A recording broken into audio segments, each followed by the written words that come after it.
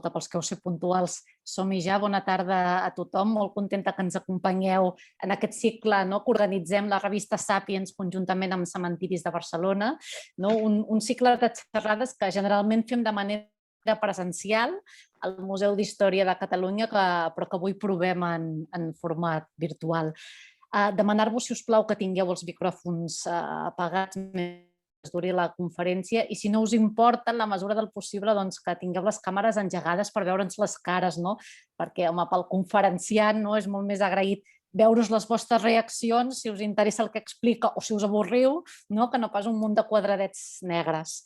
Pels que no heu assistit encara a cap xerrada d'aquest cicle, dir-vos que la voluntat de Sàpiens i de Cementiris és rescatar de l'oblit, en certa manera, i donar a conèixer les biografies de personatges importants de la nostra història, que sigui del món de la política, científics, esportistes, escriptors, que descansen en alguns dels cementiris de la ciutat, com és el cas, concretament, del Joaquim Blume, que és un dels esportistes catalans millors de tots els temps. El gimnasta va aconseguir de molt jove fer-se un lloc en l'Olimp de la gimnàstica mundial, amb nombroses medalles, amb nombrosos reconeixements, i va esdevenir, de fet, un ídol de masses, fins que un tràgic accident d'aviació ho va estroncar tot.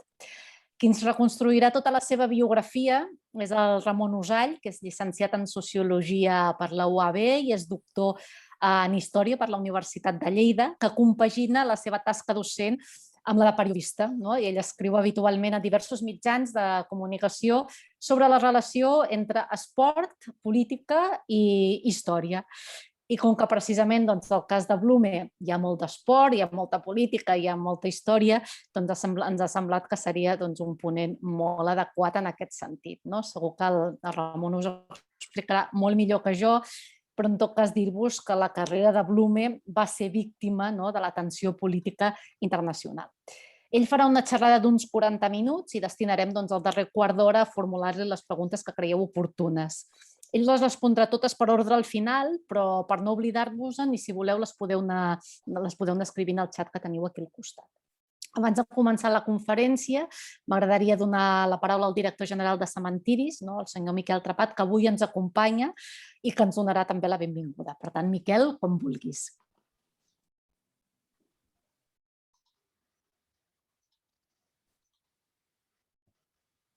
Miquel, jo almenys no et sento.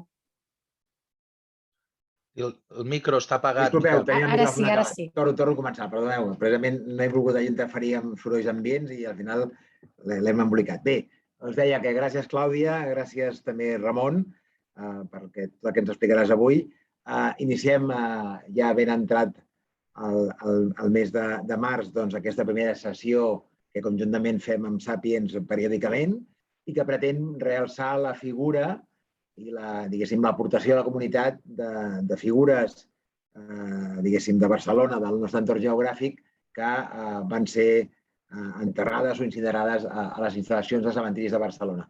Com saben vostès, o almenys això pretenem, intentem posar molt en valor la memòria individual i col·lectiva de les generacions anteriors i, evidentment, una manera de fer-ho és també posar en valor l'aportació a la comunitat de figures diverses que ens han precedit i que ens han ajudat a fer un món millor.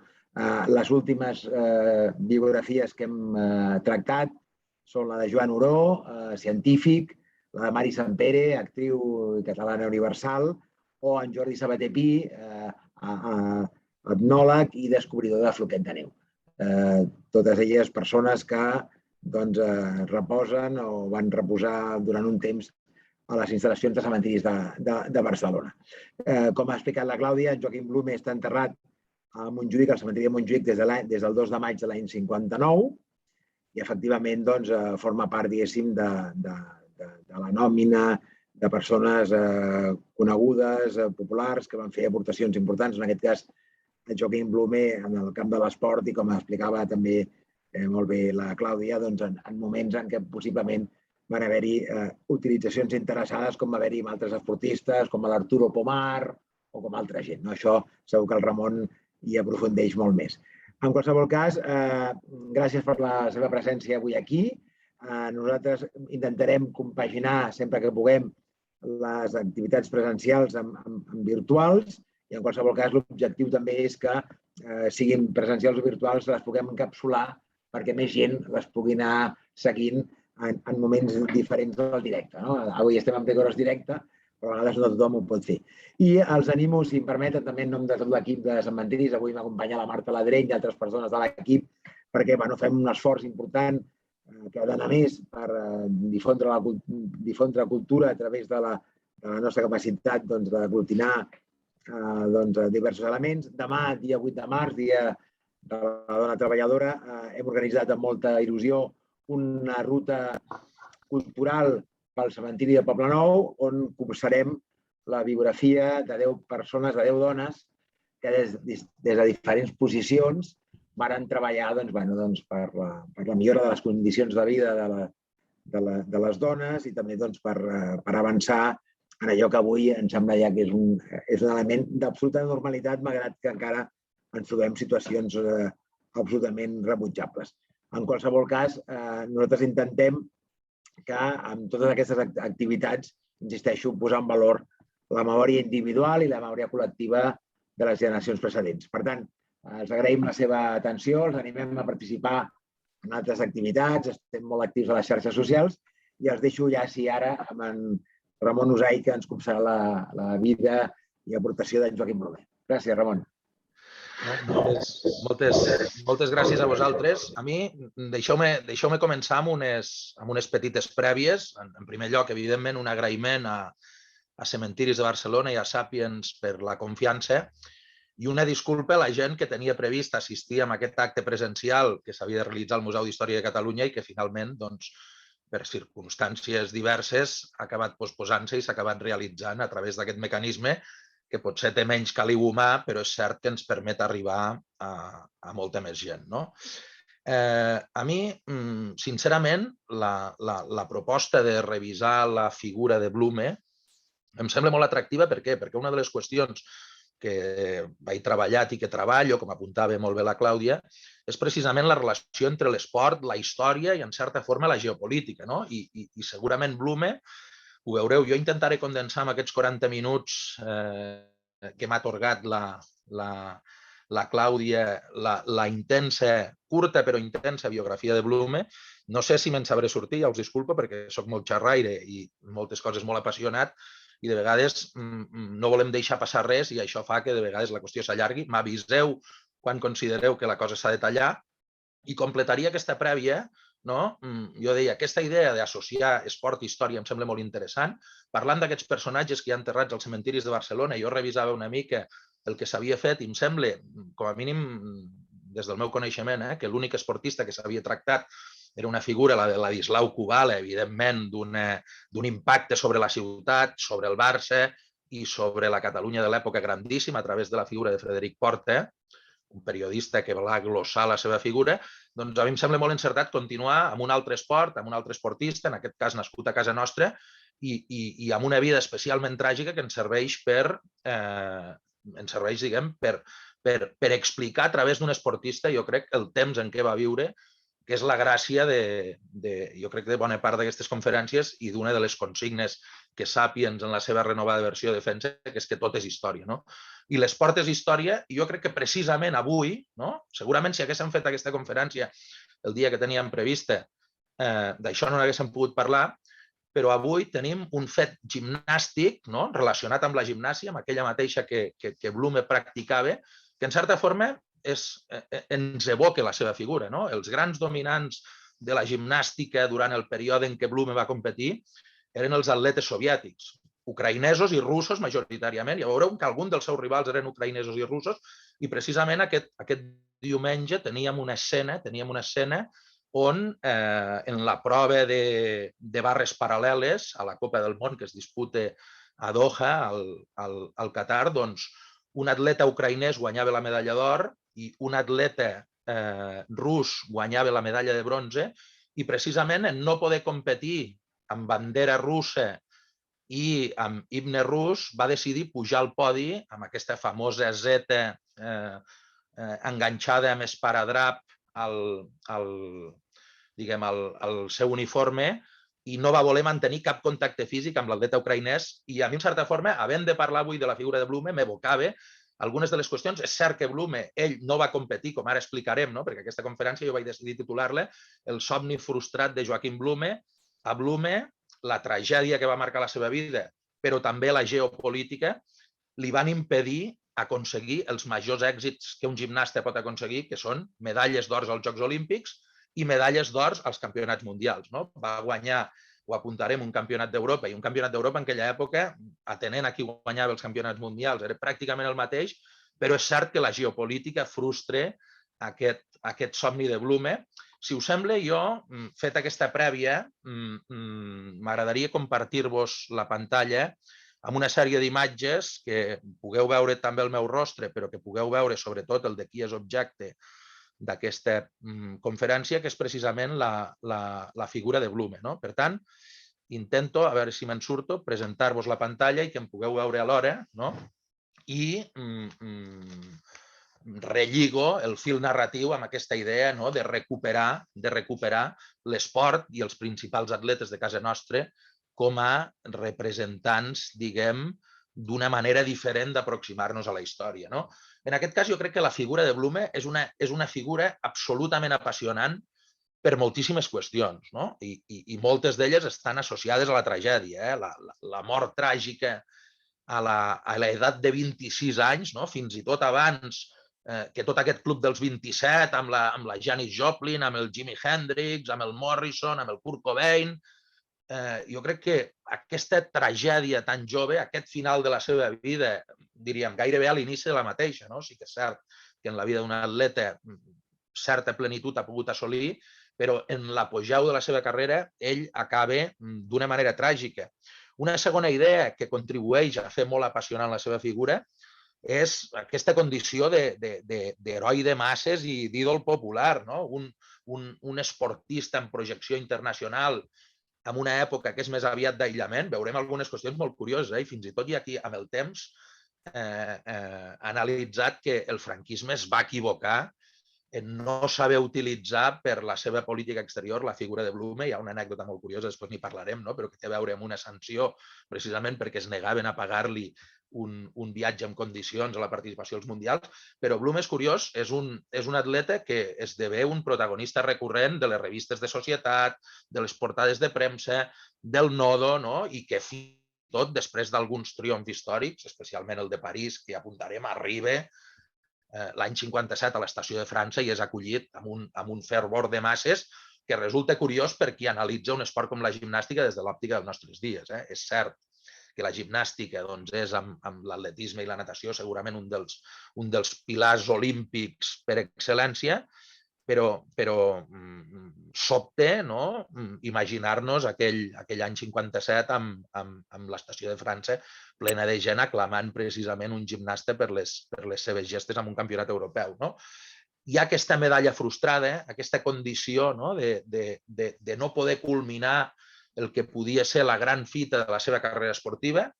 Ell pot participar a 2 Jocs Olímpics, a Helsinki 52 és segurament massa jove, a Melbourne 56, que és aquest somni frustrat del que parlem, no hi pot participar pel que explicarem, no? per aquest boicot polític que el franquisme decideix arran de la invasió soviètica d'Hongria, una cosa que també evoca temps que estem vivint, i curiosament veurem que aquesta és l'excusa formal i darrere hi ha una mica més d'història, però el gran perjudicat d'aquella decisió, en uns anys com aquells, és precisament Blume, que era segurament un dels atletes de l'estat espanyol que més condicions tenia per aportar al medaller estatal un or. No? I finalment tindríem els Jocs de Roma de 1960, on no pot participar per la seva mort tràgica l'any 59. No? I segurament aquesta situació de no poder culminar les gestes que des del punt de vista d'un gimnasta excepcional hagués realitzat si hagués participat en aquests Jocs del 56 i del 1960, jo crec que Blume és una figura que persisteix en la memòria popular i que és recordat segurament com el millor atleta a nivell de gimnàstica artística del nostre país, i fins i tot el Comitè Olímpic Internacional el considera a títol pòstum el millor atleta amateur precisament perquè ha viscut aquesta tragèdia, aquesta triple tragèdia. Evidentment, la principal, la seva mort, amb un accident d'avió a l'edat de 26 anys. Això, en qualsevol circumstància, és una tragèdia, però també la tragèdia de no poder culminar la seva gran voluntat esportiva amb aquestes circumstàncies geopolítiques que el porten al boicot dels Jocs de 1956 i del Mundial de 1958, que eren els moments àlgids en la seva carrera. Aquí podeu veure una imatge de Blume juntament amb el cartell dels Jocs Olímpics de Melbourne, intentant vincular aquestes dues idees, i està fent la seva figura més tradicional. Un altre dels elements que contribueixen a aquesta dimensió de la figura de Blume és errònia, però hi ha molta gent que li atribueix la invenció de la figura del Crist, que és aquesta figura que podem veure a les anelles, estàtic, amb els braços en creu a les anelles, i tot i que ell no la inventa, ell la perfecciona, i fins i tot serà objecte d'unes lloances desmesurades fruit de les seves intervencions a l'Europeu de 1957 a París, on el diari L'Equip, una referència incontestable en el món de l'esport, doncs el considera el millor executor d'aquest Crist, que forma part de tota la seva vida i, com podem veure, si m'encerto a passar, a veure, un moment, si encerto a passar, no? Exacte, aquí tindríem, a veure com ho he de fer això, així, si em col·loco així, no sé si...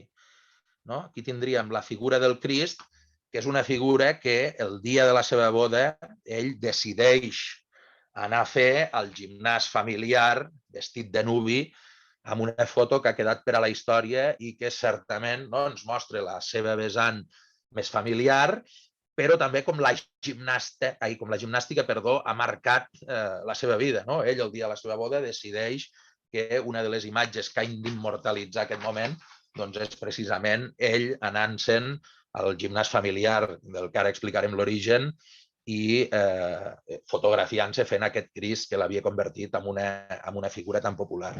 I finalment, l'últim element associat a aquesta dimensió apassionant que apuntem de Blume és el carisma i l'atractiu personal que té. Algú de 1,74 m d'alçada, 71 quilos, pura fibra, amb unes grandíssimes habilitats esportives, amb moltíssima facilitat pels idiomes, que el fa ser molt estimat entre la comunitat internacional de gimnastes perquè acaba aprenent la seva llengua, cosa que el porta no poques anècdotes, acabant entenent allò que els seus rivals deien, no parla alemany, parla francès, parla italià, parla rus. Jo crec que la combinació de tots aquests elements fan que Blume sigui un esportista que, al marge de ser un fidel reflex del seu temps, ell viu de l'any 33 a l'any 59, són anys molt convulsos a l'estat espanyol, evidentment, però al conjunt d'Europa i del món, i en certa forma el converteixen en un dels primers atletes que esdevenen herois populars. Feta aquesta dimensió de la passió que Blume acaba despertant entre les masses d'aquella època, anirem a repassar breument el seu perfil biogràfic, centrant-nos precisament en aquells aspectes esportius, però sobretot en aquells de caràcter històric i geopolític que comparteixen o que conviuen amb la seva trajectòria. Ell naix un 21 de juny de 1933 a Barcelona, en plena Segona República, però en un període on Europa està en plena convulsió, som a l'Europa d'entreguerres, és el mateix any en què Hitler accedeix al poder, i això, per algú que és d'una família d'origen alemany, en certa forma marca, i jo crec que aquí comencem a veure els dos elements que configuraran la seva vida. D'una banda, la gimnàstica, però de l'altra també la història. Ell neix en un moment on l'estat espanyol està en plena convulsió, Europa està en plena convulsió i s'està escrivint moltes vegades allò que en diem la història en majúscules. I la seva és una d'aquestes històries humanes que tant agrada explicar des de les pàgines de Sàpiens o a través d'aquests actes de cimentiris de Barcelona, però és una història que ens permet també explicar aquesta gran història, com de vegades ens trobaríem en el context que estem parlant, en el marc d'aquesta guerra, d'aquesta invasió de Rússia sobre Ucraïna, diguem, també ens permet parlar d'històries que van associades a aquesta qüestió. Doncs ell neix al si d'una família apassionada per la gimnàstica. El seu pare és un professor de gimnàstica d'origen alemany, l'Armando Blume Schmadecke, i la seva mare, la Maripaz Carreras, i des de la més tendra infantesa la història marca la seva evolució. Què passa? Ell neix l'any 33, quan té 3 anys esclata la guerra del 36, la guerra civil espanyola, i què passa? Que ell té la possibilitat d'anar a Alemanya i precisament, al igual que tota aquella gent que en el marc d'un context de guerra intenta trobar refugi en un altre territori, ell se n'hi va, se'n va a Alemanya de ben petit i torna a Barcelona un cop el conflicte bèl·lic s'ha acabat. Al final, ell té a l'inici de la seva vida la condició d'un exiliat, d'un refugiat, d'algú que ha de marxar de casa seva per la por a la guerra, una cosa que tristament no voldríem d'actualitat, però que malauradament ho és. I diguem que quan torna comença a visualitzar les seves grans habilitats esportives, evidentment cultivades per un entorn familiar que s'ha dedicat llargament a l'esport. Comença la trajectòria a l'Escola d'Alemanya de Gimnàstica Esportiva, que existeix a Barcelona i on el seu pare fa de professor, i sobretot el que serà el gimnàs familiar, el gimnàs Blume de Barcelona, situat al carrer Pàdua, que és propietat del seu pare. I aquí comença a revelar les seves excepcionals habilitats esportives que el porten molt aviat, i és cert que la gimnàstica en molts aspectes propicia unes figures esportives, diguem, molt prematures. Tots tenim en ment, per exemple, la imatge de Nadia Comaneci, que és tot just una nena quan triomfa als Jocs de Montreal 1976, i també això té una implicació històrica política molt gran perquè esdevé un dels instruments del règim de la Romania liderada per Ceausescu per utilitzar-la políticament, però diguem que la gimnàstica és un esport on els atletes esclaten d'una manera relativament prematura, i Blume, que ha estat molt treballat, evidentment, per un entorn familiar que l'ha disposat a aquesta pràctica, el 1949 ja obté, amb tan sols 15 anys, encara no havia complert els 16, malgrat que ell era fill del 33, a proclamar-se campió d'Espanya absolut de gimnàstica, que a més és un títol que amb ell en vida no perdrà mai. Ell, de 1949 a 1959, repeteix anualment l'èxit en aquest Campionat d'Espanya de gimnàstica. És cert que la gimnàstica espanyola no és que fos una gimnàstica especialment desenvolupada en aquella època, però no deixa de ser una fita molt remarcable el fet que un atleta mantingui durant 11 campionats seguits, els que van de 1949 a 1959, un èxit tan rotund i tan indiscutible. I segurament, si aquell fatídic accident d'avió no hagués acabat amb la seva vida, doncs el regnat de Blume a la gimnàstica estatal espanyola hagués continuat. Per tant, és una ratxa que ens demostra que estem davant d'un esportista singular, que a més, què passa? Clar, estem parlant d'uns anys, 1949, la seva carrera, diguem, esportista, entre 1949 i 1959, profundament marcada per la dictadura franquista, i això tindrà un impacte molt evident en el seu desenvolupament com a atleta. Després dels triomfs en l'àmbit estatal, li arriba per primer cop, el 1952, la possibilitat de participar en uns Jocs Olímpics.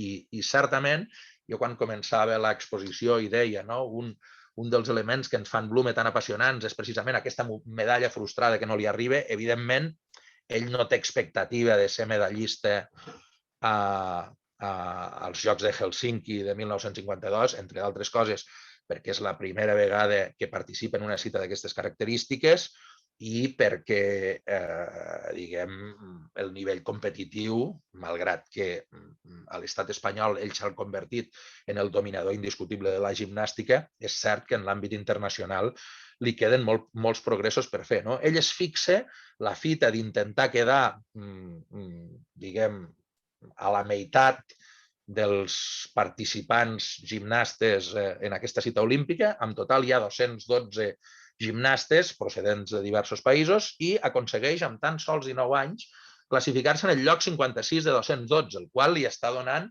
un punt de partida que no deixa de ser un lloc prou remarcable per aconseguir a partir d'aquí millores. Per fer-nos una idea del que és l'esport estatal espanyol en aquella època, cal tenir present que la delegació del Comitè Olímpic Espanyol que participi als Jocs de Hèlsinki de 1952 està formada només per 29 esportistes, que ell és l'únic gimnasta i que, a més, l'estat espanyol guanya una única medalla, una medalla de plata, en la competició de tir gràcies a Ángel León. Per tant, diguem, la distància entre l'esport espanyol i l'esport internacional és en aquella època sideral i ens comencem a trobar un element que serà recurrent en les competicions en les quals Blume participa. La gimnàstica està dominada sobretot pels països del bloc socialista, amb la Unió Soviètica al capdavant. A Hèlsinki 1952, precisament un atleta ucraïnès que repetirà medalla a Melbourne 1956, el Víctor Churakin, es converteix en el gran dominador de l'especialitat i ens comença a mostrar quins poden ser els referents, com a mínim a nivell esportiu de Blume, per tal de progressar. I aquí veiem uns certs elements de modernitat en una època on això, com a mínim en l'àmbit esportiu, era poc habitual. Ell és un dels precursors de l'ús de la càmera per gravar-se i perfeccionar la seva tècnica, però per gravar també els rivals, molts dels quals, evidentment, provenen d'aquest est europeu, que pel franquisme és poc menys que el dimoni, i això, entre d'altres coses, li permet una rapidíssima progressió internacional. Nosaltres estàvem parlant l'any 1952, amb tan sols 19 anys, participa a la primera gran competició internacional, com són els Jocs Olímpics de Hèlsinki, se situa en el lloc 56 i a partir d'aquí té una progressió. L'any següent se'n va al Mundial de Roma, 1954, i queda en el lloc 44, i és veritat que aquí hi ha una de les anècdotes més curioses i que ens visualitza en un moment de tensió entre Blume i el règim, perquè hi ha una discrepància molt manifesta entre Joaquim Blume i la Delegació Nacional d'Esports franquista, i també la Federació Espanyola de Gimnàstica. Per què? Perquè Blume fa una crítica pública a les condicions amb les quals ha de viatjar. Ell diu, si volem aspirar a alguna cosa, doncs s'ha de garantir certes condicions per tal que els atletes puguem participar en la millor situació en un Mundial o en uns Jocs Olímpics, i amb ell és cert que l'envien fins a Roma amb un bitllet de tren de tercera. I clar, ell demana, estaria bé que si volem competir contra les grans estrelles d'aquesta disciplina a nivell internacional, se'ns pogués pagar l'avió, se'ns pogués anar amb avió pel descans que això suposa. Evidentment, aquesta crítica pública, crec que manifestada en una entrevista al diari La Vanguardia, no agrada gens a les autoritats franquistes, que els sancionen sense poder competir.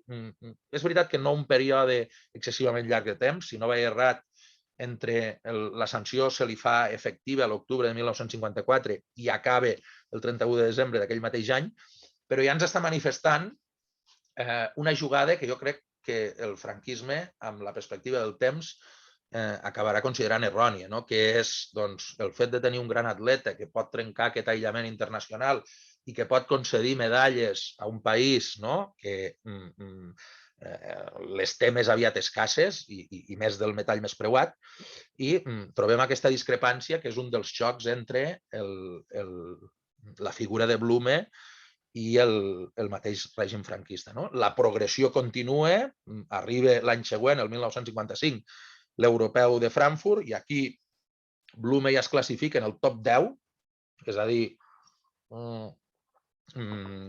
la progressió en molt poc temps, en aquests 3 anys que feia que s'havien celebrat els Jocs de Hèlsinki, és més que remarcable, i arriba un dels moments àlgids de la seva carrera, que són els Jocs del Mediterrani que Barcelona acull el juliol de 1955.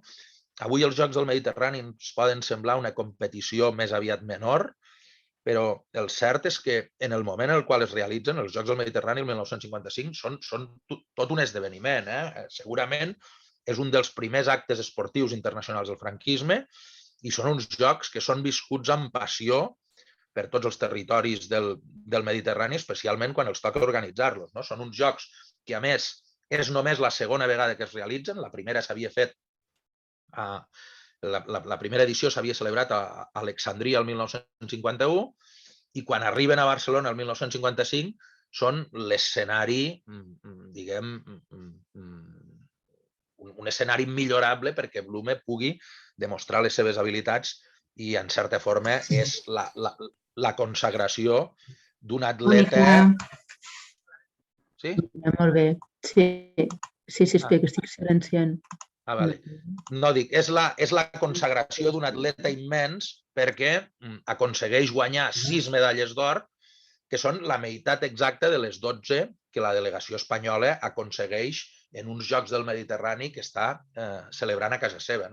En certa forma, per tant, veiem la importància de Blume dins de l'esport estatal espanyol. Evidentment, català no cal ni referenciar-ho, és el gran referent de l'esport català en aquesta època, i això el situa a les portes de la preparació dels Jocs de Melbourne de 1956. Ell considera que aquestes 6 medalles que ha guanyat als Jocs del Mediterrani de 1955 el converteixen en un dels favorits per arribar a Melbourne en bones condicions, però què passa?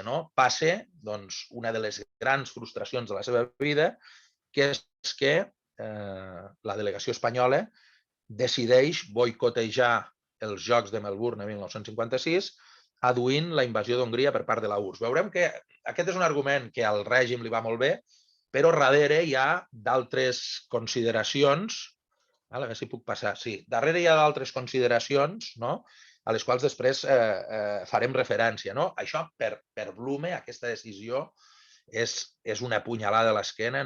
Ell se sent profundament frustrat. Per què? Perquè ha treballat durament per poder arribar en les millors condicions a la cita olímpica i, sobretot, també perquè té l'expectativa d'aconseguir aquesta medalla d'or que consagraria una carrera que ha estat creixent, que havia tingut uns resultats acceptables en la primera cita olímpica i que havia arribat fins a aquestes 6 medalles a uns Jocs Mediterranis. És cert que uns Jocs Mediterranis no són comparables ni a un europeu, ni a un mundial, ni a uns Jocs Olímpics a nivell de gimnàstica, però sí que ho és com a punt de partida per un atleta que era un dels grans referents en aquella època. No sé si ho veieu, aquí hi ha una imatge, no té una excessiva qualitat, entre el cartell dels Jocs Olímpics de Melbourne i un dels anuncis de la retirada d'Espanya d'aquests Jocs Olímpics, on podem veure a Blume saludant a un jove Juan Antonio Samaranch. I Samaranch tindrà un paper clau en aquesta carrera de Blume perquè Blume, quan rep la notícia de que no podrà participar als Jocs de Melbourne de 1956, es planteja fins i tot la possibilitat de nacionalitzar-se alemany. Hi ha qui diu que es planteja fins i tot la possibilitat d'abandonar la carrera esportiva perquè la frustració que sent és grandíssima. Què passa? Que Juan Antonio Samaranch té un paper clau. Aleshores, Samaranch era delegat a Catalunya de la Delegació Nacional d'Educació Física i Deportes franquista, i Samaranch el convenç que no ho faci i que accepti com a mal menor aquest boicot geopolític que el franquisme ha dedicat als Jocs de Melbourne 56, però que es prepari per futurs reptes. Li diu, vindrà l'Europeu de París, vindrà un Mundial, d'aquí 4 anys vindran uns altres Jocs Olímpics, i tu podràs participar-hi. A mi m'agrada fer especial incís amb el context on es desenvolupen aquests Jocs de Melbourne de 1956, perquè és el segon boicot espanyol a uns Jocs Olímpics. No deixa de ser curiós, el franquisme vol el seu propi boicot. Abans n'hi havia hagut un, que havia sigut el boicot del govern de la República als Jocs de 1936 a Berlín. Sabeu, amb aquella organització de l'Olimpiada Popular a Barcelona, que coincideix amb l'esclat del conflicte bèl·lic del 36. És cert que la raó oficial, ara us explicaré, en realitat, per l'estadística, Espanya no boicoteja els Jocs de Melbourne perquè es fan amb 2 tongades i l'agost del 1956 s'havien fet les proves d'hípica i hi ha 6 genets espanyols que hi participen. El que passa és que és cert que com que aquests jocs se feien a Melbourne, a Austràlia, eren jocs on només podien participar atletes amateurs i fruit de la ubicació d'Austràlia a l'hemisferi sud, que es decideix que aquests seran uns jocs que es faran a l'hivern. I són uns jocs que se celebren entre el 22 de novembre i el 8 de desembre. I això és un dels elements claus que acaba propiciant el boicot espanyol. S'apunta que el franquisme, o que al franquisme, millor dit, se li serveix amb safata una excusa per poder renunciar a aquests jocs. La raó oficial, després llegirem el redactat exacte que Espanya addueix per no participar-hi, la raó és la invasió soviètica a Hongria, que ha tingut lloc poc abans, escassos dies abans de l'inici dels Jocs, però el cert és que hi ha un pes molt important de l'economia en la decisió. Per què? Perquè hi havia una qüestió monetària que feia que hi hagués un elevat cost per l'Estat a l'hora d'enviar una delegació en ple hivern a competir, en ple hivern, entre novembre i desembre, a competir a Melbourne. I de fet, ja hi havia hagut, l'agost de 1955, curiosament un mes després que s'haguessin celebrat els Jocs del Mediterrani d'aquell mateix any, amb el gran èxit de Blume i les seves 6 medalles d'or, la delegació d'esports franquista i el Comitè Olímpic Espanyol ja havien renunciat a la participació a Melbourne 56, primer per les dates, uns jocs celebrats en novembre no els acabàvem de convèncer, i també per la llunyania d'Austràlia, i les raons adduïdes eren precisament l'elevat cost que tenia enviar-hi una delegació. Però què passa? Que el desembre de 1955 aquesta decisió canvia, demostra que segurament dins dels estaments esportius del règim hi ha un cert debat sobre la conveniència o no de participar-hi, i el desembre de 1955 el Consell de Ministres canvia aquesta decisió inicial i decideix que no, que els atletes espanyols, amb Blume com una de les principals figures, seran presents a la trobada de Melbourne. I això és el que explica que l'agost de 1956, quan la prova d'hípica es disputa, curiosament, mesos abans del que seran els Jocs per la majoria de disciplines, hi ha 6 genets espanyols que participen als Jocs i, per tant, per l'estadística, el boicot no és complet. És un boicot que s'anuncia el 6 de novembre de 1956, on Espanya diu, després de la invasió soviètica d'Hongria, amb tota la retòrica pròpia de l'època, jo si us llegeixo, és cert que quan es parla de la invasió d'Hongria, malauradament ens venen a la imatge algunes de les escenes que estem vivint a l'actualitat, però diguem que el comunicat oficial que l'estat espanyol fa públic parla de la sanguinaria invasión de Hungría decretada por el comunismo internacional que tanto nos recuerda a la que hace 20 años intentaron consumar en nuestra patria. Y relate, diu, en aquella ocasión también era inminente el comienzo de la Olimpiada, que tuvo por sede Berlín y de la que estuvo ausente España, entregados sus mejores atletas al supremo deporte de jugarse la vida. Entonces, el comunismo internacional eligió nuestro propio solar, Barcelona, para montar una pseudo-olimpiada trayéndose a todos los gerifaltes actuales del comunismo para desarrollar aquí la misma macabra actividad que en estos momentos padece el noble pueblo húngaro. Por estos motivos, y porque España sigue siendo la del 18 de julio de 1936, no puede hacer compatibles horrores sangrientos con desfiles conjuntos, galas y fiestas. España, pues, estará ausente de la Olimpiada de Melbourne como signo de protesta y como reafirmación de los principios que únicamente pueden servir para la paz y la armonía de los pueblos. No deixa de ser curiós que el franquisme argumenti la pau i l'harmonia entre pobles com a argument per boicotejar uns jocs, però queda molt clar que Franco troba una excusa perfecta per decidir no anar a uns jocs on també fan boicot Suïssa i Holanda per la mateixa raó, i on es produeix, són els primers jocs amb un boicot relativament generalitzat. Jo us parlava que el 36 la República havia boicotejat els Jocs de Berlín, però aquí hi ha un triple boicot, d'una banda per la situació d'Hongria, protagonitzen l'estat espanyol, frustrant el somni de Blume, Suïssa i Holanda, però després hi ha un altre boicot per la guerra de Suez, on Egipte, Iraq i el Líban decideixen no participar als Jocs Olímpics pel conflicte que precisament britànics i francesos estan lliurant després de l'anunci de la nacionalització del canal, i finalment hi ha un tercer conflicte geopolític, evocant també l'actualitat, on la geopolítica marca l'esport, que és per la participació de Taiwan, amb el nom de República de la Xina, on la República Popular, la Xina maoista, decideix no participar.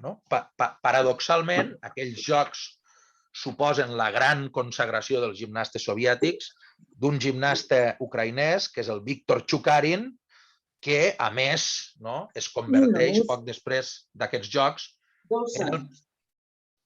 en el primer esportista en rebre l'ordre de Lenin, la qual cosa ens demostra la importància que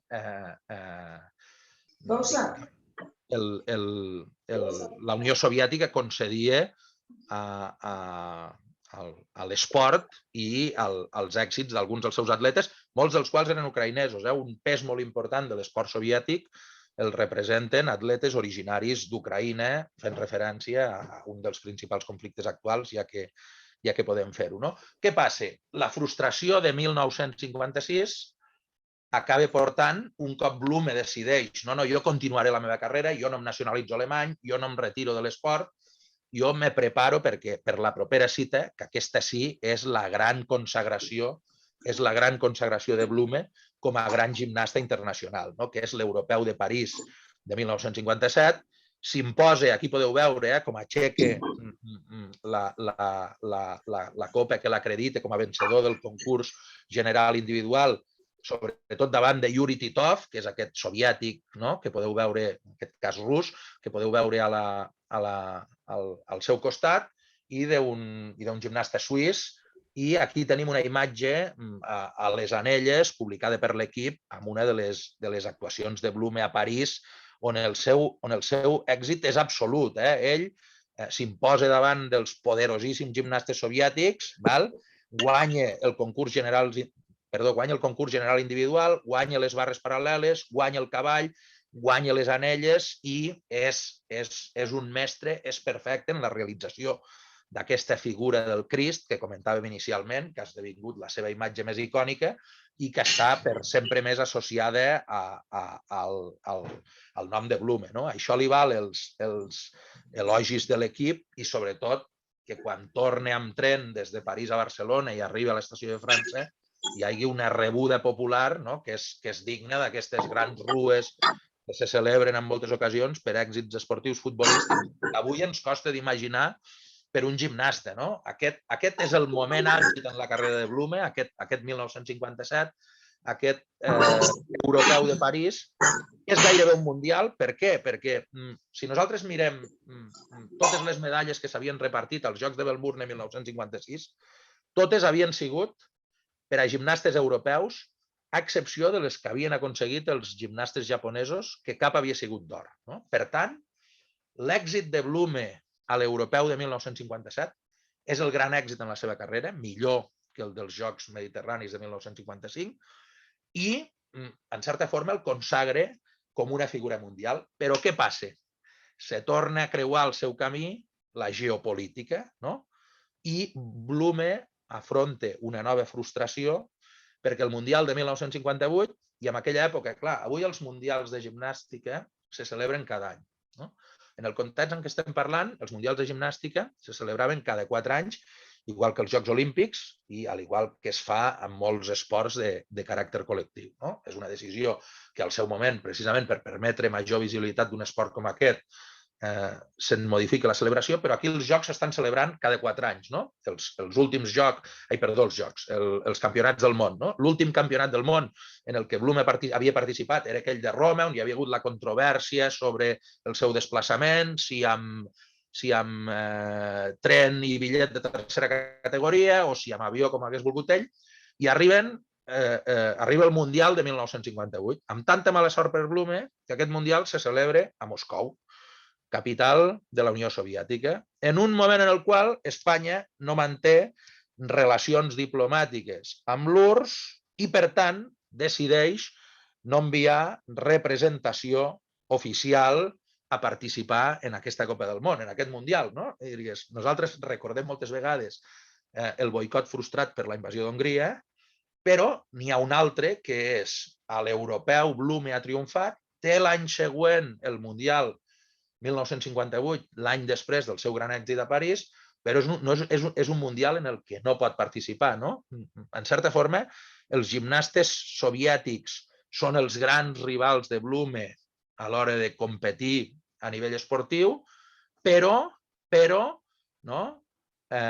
l'obsessió de Franco amb la Unió Soviètica és el seu gran enemic per poder, més enllà d'aquest europeu de 1957, enfrontar-s'hi i resultar-ne vencedor. És una paradoxa que en l'àmbit del futbol es viu i que a mi em recorda, potser si el franquisme hagués pensat una mica més en el relat a nivell de política esportiva que li hagués pogut aportar les victòries de Blume sobre gimnastes soviètics, hagués canviat d'opinió.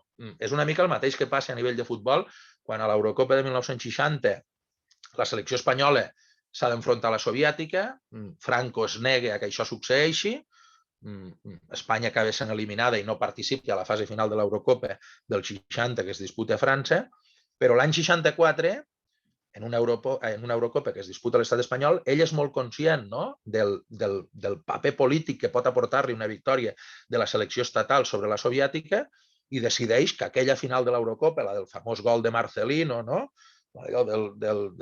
del vodka contra el Tintorro, del sentinella d'Occident contra la Unió Soviètica, que acaba guanyant precisament la selecció espanyola al Bernabéu i en presència de Franco, doncs a nivell gimnàstic probablement Blume hagués pogut aportar victòries similars, però què passa? Que el franquisme frustra els seus grans èxits internacionals als Jocs del 56 i al Mundial del 1958.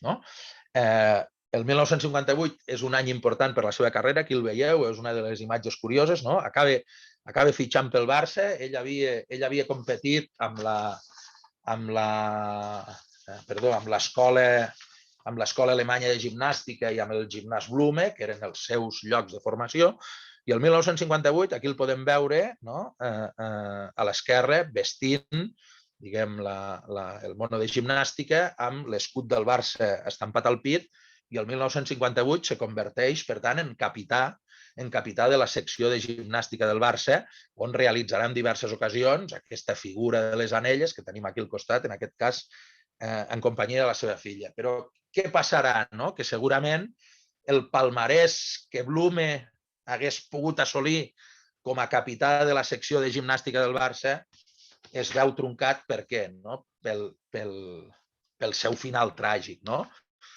Té dos darrers èxits esportius, que són els campionats d'Espanya de 1958 i de 1959, però després li arriba aquest final tràgic que ajuda, en certa forma, a augmentar la seva èpica, però que és cert que frustra moltes de les seves expectatives. En primer lloc, vitals, evidentment, però també esportives. Un tràgic dimecres 29 d'abril de 1959, amb un vol de Barcelona a Madrid, on fa escala per agafar posteriorment un avió i viatjar fins a Tenerife, on diversos gimnastes tenien programada una exhibició, doncs l'avió DC-3 d'Ibèria amb el qual viatjava s'estavella a la Sierra del Telègrafo, a Conca, i no deixa supervivents.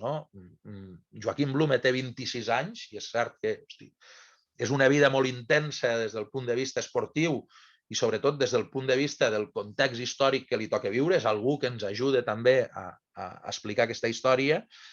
I Blume mor juntament amb la seva dona, deixant a la seva filla Maria José òrfena, i mor en companyia de 4 integrants de l'equip estatal espanyol de gimnàstica que també perden la vida en un accident que deixa 28 víctimes mortals i que és una tragèdia esportiva que ens recorda d'altres grans tragèdies que es produeixen en moments similars i que acaben amb esportistes que eren molt prometedors. A mi me'n venen al cap, i segurament jo tinc una dèria futbolística, però me'n venen al cap dos. El maig de 1949 té lloc la tragèdia de Superga, on moren 18 jugadors del Torino, el principal equip de Torí, malgrat que sovint acostumem a pensar que és la Juventus, i precisament era un equip amb una connotació social molt important, associat als sectors més humils i treballadors de la capital del Piemont, i precisament en aquella tragèdia de Superga, el 49, moren 18 dels seus integrants, i això suposa la fi d'una generació genial de jugadors que havien portat el Torino fins al nivell més alt del futbol italià i que, evidentment, és un nivell que mai ha recuperat. I una mica abans de la que acabem la vida de Blume, n'hi havia hagut una altra, que està segurament més coneguda, que és l'accident que pateixen a Munic els integrants del Manchester United quan estan tornant d'un partit de Copa d'Europa que han jugat a Belgrat, són els coneguts com a Busby Babies, on el 6 de febrer de 1958 8 jugadors moren i 2 s'han de retirar com a conseqüència de les ferides que pateixen, i això dona un cop de gràcia molt fort a un Manchester United que estava cridat a dominar Europa en aquella època.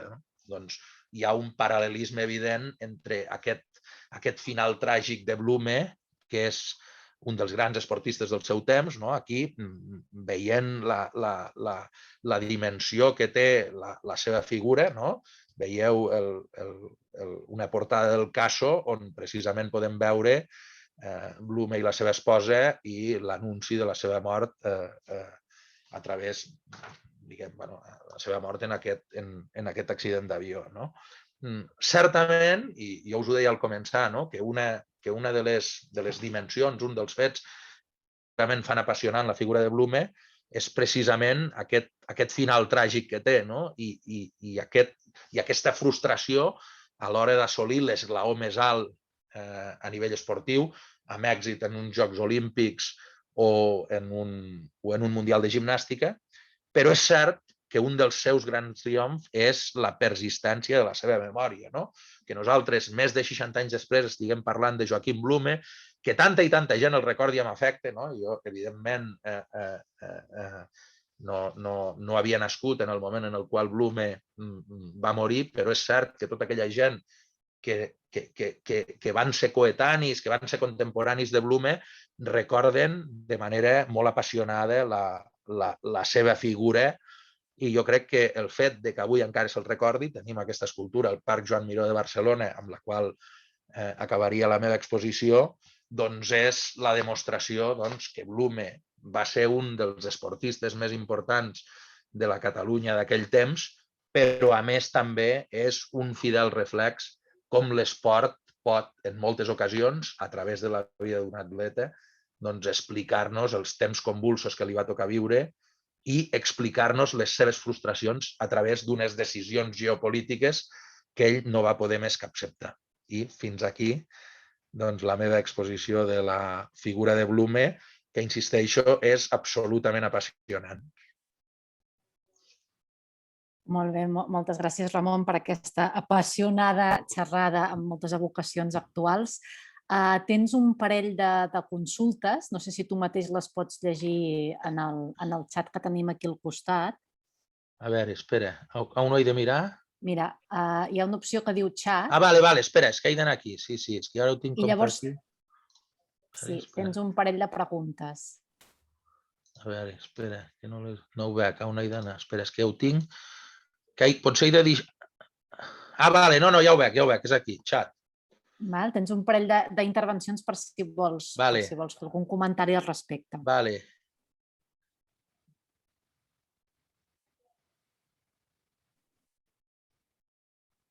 Què diria? A veure, una pregunta... Si teniu alguna pregunta, diu... Hi ha una part absurda del boicot perquè els països implicats a Suez i a Hongria van participar, i participa el Regne Unit, França, Israel, Estats Units, la URSS, Hongria i 67 delegacions.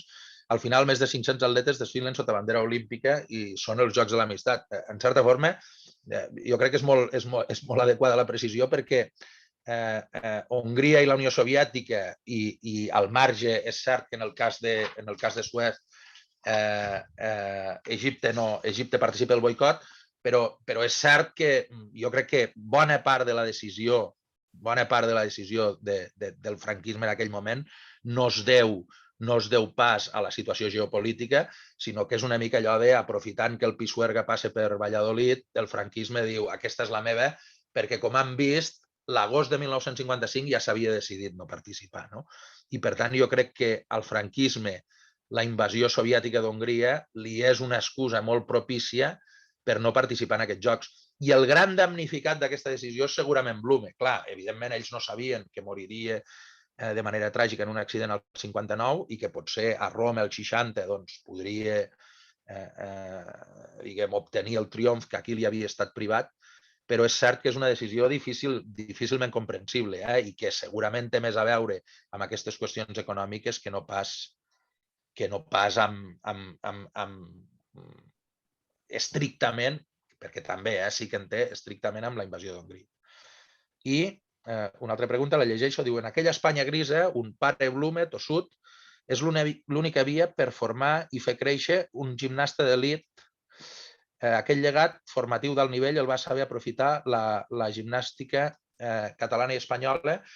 Doncs tinc constància, desconec si hi ha una generació de gimnastes al costat de Blume que tenen la seva projecció, perquè la seva és molt difícil, però sí que és cert que augmenta substancialment el nivell de la gimnàstica catalana i espanyola de l'època.